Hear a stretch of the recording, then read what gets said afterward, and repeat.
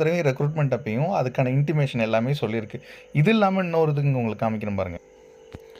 இதே இதில் வந்து பார்த்திங்கன்னா ஃபஸ்ட்லேயே சொல்லியிருப்பாங்க. நான் ஏற்கனவே சொன்னது மாதிரி இந்த காலி பணியிடங்களில் எவ்வளோ விஷயங்கள் வந்து காலியாக உள்ள பணியிடங்கள் நிரப்பப்படும் வரை அப்படின்னா, இவங்க வர்றதுக்கு முன்னாடி இவங்க வந்துட்டாங்கன்னா அந்த இடம் வந்து காலி பணியிடங்களில் அதை வந்து அரசு நியமனம் செய்துச்சு அப்படின்னு தான் அர்த்தம். ஸோ இந்த விஷயத்தில் பார்த்திங்கன்னா 4000 பேர் இப்போ பணியிடங்கள் நிரப்பப்பட்டால் 4000 பேர் வெளியேற்றப்படுவார்கள். மறக்காமல் சேனலை சப்ஸ்கிரைப் பண்ணி பாருங்கள். பெல் பட்டன் கிளிக் பண்ணி நோட்டிஃபிகேஷன் கொடுங்க. ஃப்ரெண்ட்ஸ் அண்ட் ஃபேமிலிக்கு ஷேர் பண்ணி சப்ஸ்கிரைப் பண்ண சொல்லுங்கள். Thank you so much for your support. இது மாதிரி நம்ம ஏற்கனவே போட்ட வீடியோலாம் கீழே இருக்குது.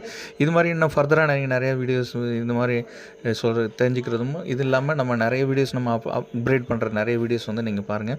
சப்ஸ்கிரைப் பண்ணி பார்க்குற எல்லாருக்குமே ரொம்ப பெரிய நன்றி. Thank you so much for your support. மறக்காமல் CS கார்த்திகேயன் சேனலை சப்ஸ்கிரைப் பண்ணி பாருங்கள். பெல் பட்டனை கிளிக் பண்ணி நோட்டிஃபிகேஷன் கொடுங்க. இன்னொரு வீடியோவில் நம்ம பார்க்கலாம். தேங்க்யூ.